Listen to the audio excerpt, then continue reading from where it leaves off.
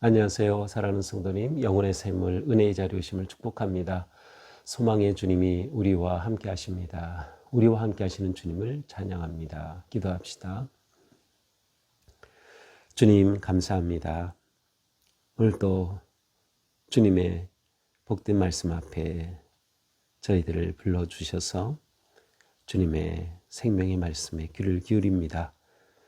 오늘도 주님의 말씀 저희들이 잘 깨닫고 받을 수 있도록 제 마음의 눈을 열어주시고 귀를 열어주시고 오직 주시는 말씀 따라서 살아갈 수 있도록 성령님 친히 함께하여 주옵소서. 예수님 이름으로 기도합니다. 아멘. 오늘 말씀은 여호수아 24장 1절에서 18절입니다. 여호수아가 이스라엘 모든 지파를 세겜에 모으고 이스라엘 장로들과 그들의 수령들과 재판장들과 관리들을 부르매 그들이 하나님 앞에 나와 선지라.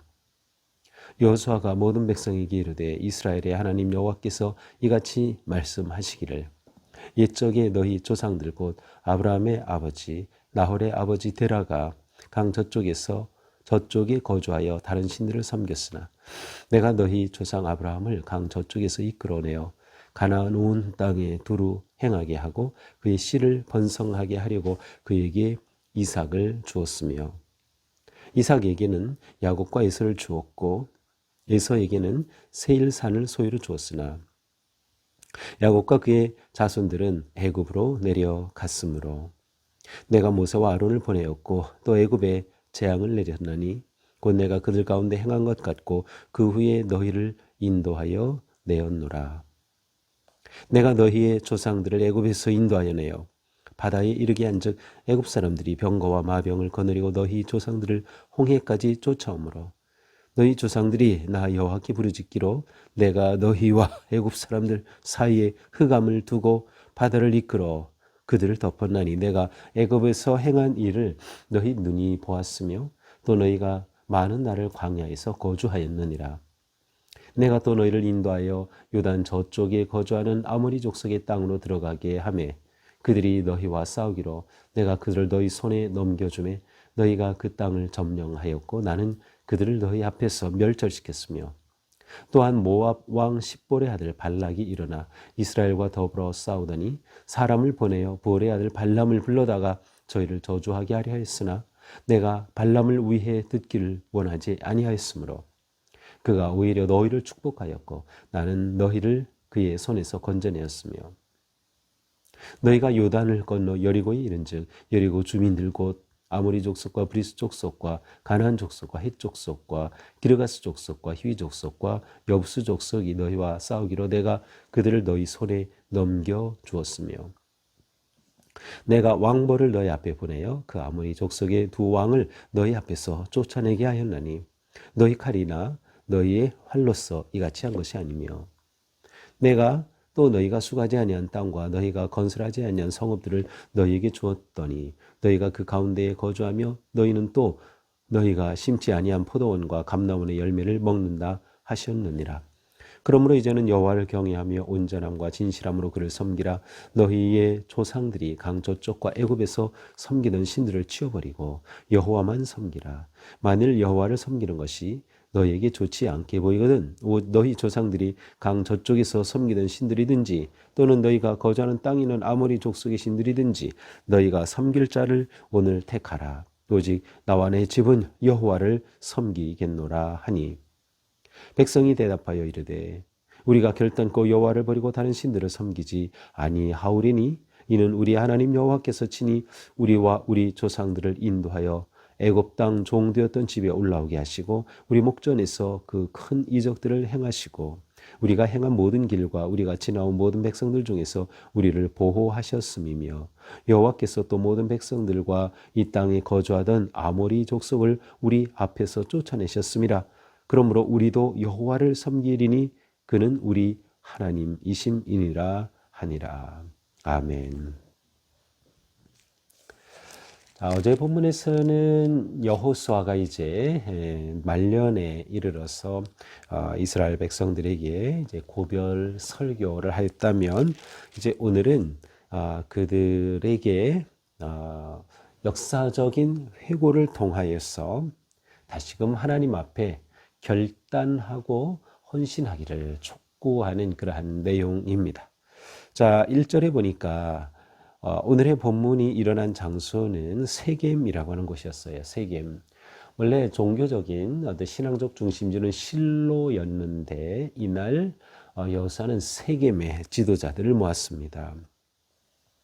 세겜이라고 하면 실로보다 북쪽으로 약 20km 떨어진 곳인데, 사실 이 세겜은 어떤 곳인가 하면 이제 여호수아 8장에 가서 보면 여기에서 여호수아가 백성들과 함께 세겜 언약을 맺습니다. 그래서 그들이 에발산 앞에서 하나님의 복의 말씀을, 또 저주의 말씀을 이렇게 읽으면서 하나님 앞에 새롭게 언약을 합니다. 이것을 이제 세겜 언약이라고 해요.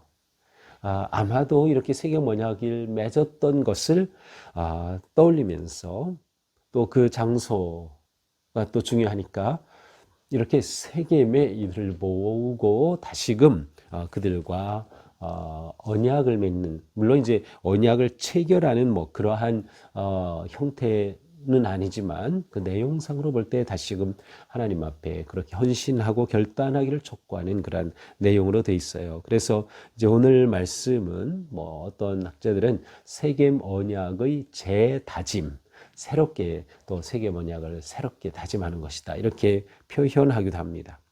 자, 여호수아는 이들에게 이스라엘의 지나온 역사를 쭉 말합니다. 먼저 데라부터 시작하죠. 이것은 아브라함의 아버지 나홀의 아버지, 그러니까 할아버지죠.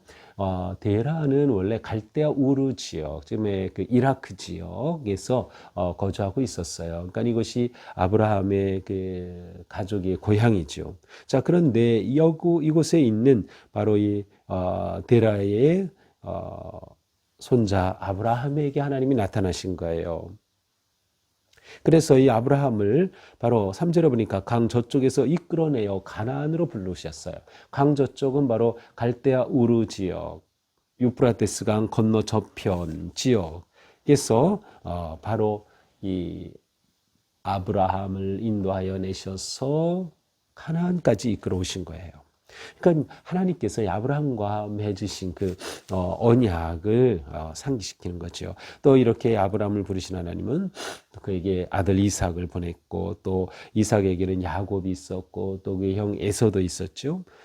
에서는 이제 세일산 부근을 그의 소유로 주었지만, 야곱은 그 자손들이 결국 나중에 이집트로 그 기근으로 인해서 가게 되는 그러한 그 사건이죠. 그 요셉과 관련된 이야기. 이렇게 애굽으로 갔다가 5절, 이 애굽에서 종살이하던 그들을 모세와 아론 지도자를 보내셔서 그들을 탈출케 하죠. 출애굽입니다. 그래서 그들을 애굽에서 인도하여 낼 때 바다 앞에 이르렀는데, 여기서 바다는 홍해죠. 그래서 6절에 보니까 홍해 앞에 그들이 어찌할 수 없을 때 하나님께서 놀라운 능력의 손으로 그 홍해를 가르셨어요. 그리고 그 홍해를 건너게 하셨고, 뒤쫓아오던 모든 애굽의 병사들이 수장되는 사건이 있었죠. 바로 이것은 하나님께서 7절에서 내가 애굽에서 행한 일, 바로 그것이에요. 물론 그 전에 그 9가지, 10가지 재앙의 사건도 하나님이 행하신 그런 큰 놀라운 사건이었죠. 자, 이렇게 해서 그들을 이끌어서 어디로 갔어요? 광야 40년의 기간을 보내죠. 그래서 광야에서 그들이 거주하였다. 자, 그러다가 8절, 요단 저쪽에 거주한 아모리, 이제 그들이 가나안 약속의 땅까지 와서 요단을 건너게 되죠. 그리고 그들은 그곳에 있는 여러 족속들, 아모리 족속들, 또 심지어 그곳에는 다른 여러 족속, 11절에는 뭐 아모리, 브리스, 가나안, 헷, 기르가스 이런 히위, 여부스 이런 족속들과 싸워 그 땅을 차지하는 이야기가 나오죠. 그래서 이들을 이 족속들이 있는 그곳으로 그들이 들어가게 되었어요. 자, 이때 모압 왕 발락은 이스라엘을 보고 두려워서 발람이라고 하는 사람을 불러서 이스라엘을 저주하게 했지만, 하나님께서는 발람이 이스라엘을 저주하게 하지 않으시고 오히려 축복하게 하셨어요. 그래서 이 사건을 또한 구절에 기록하고 있어요. 자, 결국 그들이 가나안에 들어갈 때 첫 번 여리고성을 허부수죠. 11절. 그리고 여리고성을 점령한 이후에 그 가나안의 여러 땅들을 점령하게 됩니다. 자, 12절 내가 왕벌을 내 앞에 보내겠다. 사실 이 표현은 출애굽기 23장 28절에 나오는 것인데 하나님께서 왕벌을 보냈는데 왕벌이 정확하게 무엇인지는 몰라요. 어쩌면 하나님의 사자를 의미할 수도 있고 하나님의 능력을 대행하는 어떤 그러한 강력한 존재를 의미할 수도 있고 또 어떤 학자들은 말 그대로 왕벌이다. 그래서 이 왕벌을 가지고 전쟁에서 이 적군들을 위협하고 쏘게 해서 물리치는 뭐 그러한 것으로 보는 학자까지도 있어요. 어쨌든 정확히 무엇인지는 알지 못해요. 하지만 어떤 초자연적인 그러한 하나님의 신적 능력을 나타내시는 어떤 그러한 존재, 어떤 그러한 것들을 표현하는 것이라 생각이 됩니다. 이렇게 출애굽기 23장 28절에 말씀하신 그대로 또 왕벌을 보내서 그들을 다 가나안에 있는 자들을 쫓아내고 이 땅을 그들에게 준 것이에요. 그래서 13절 그들이 정착한 거죠.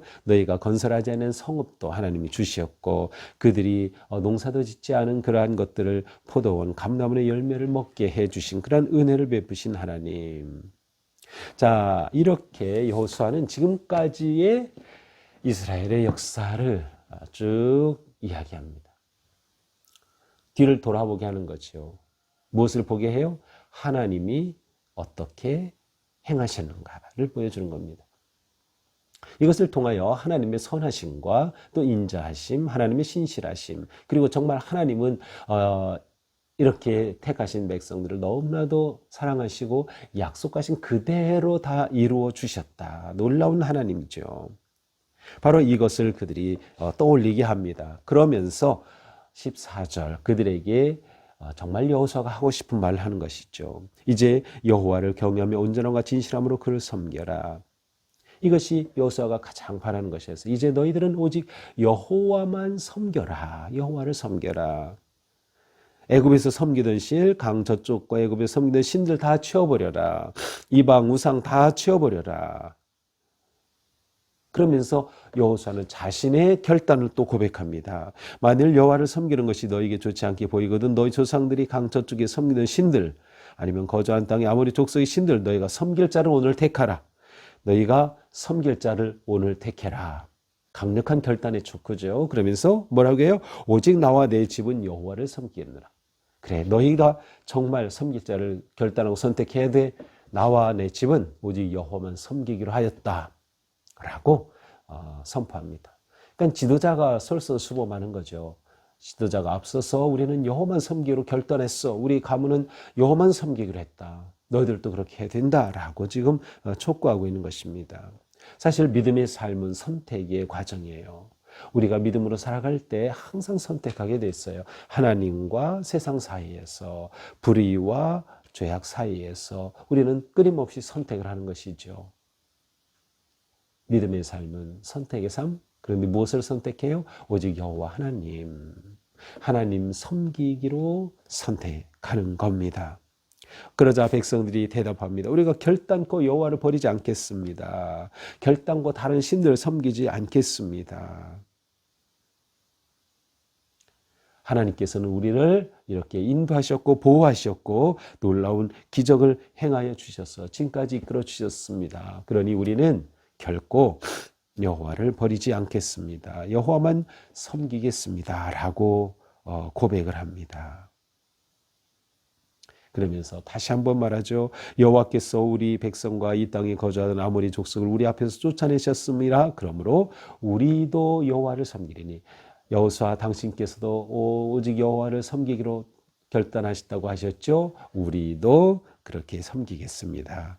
이는 우리 하나님이십니다. 여호와 그분이 우리의 하나님이시기 때문입니다.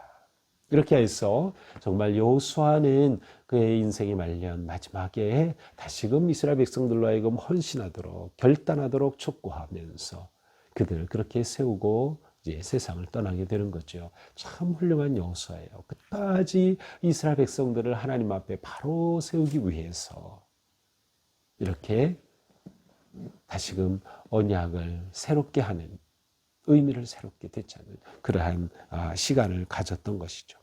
자, 오늘 말씀을 보면서 이 세 개의 언약의 핵심은 뭘까요? 그렇죠. 오직 여호와만 섬기겠습니다 라는 거예요. 오직 여호와만 섬기겠습니다. 이것이 우리의 헌신이고 이것이 우리의 결단이며 이것이 우리의 삶의 전부입니다. 오직 여호와만 섬기는 것.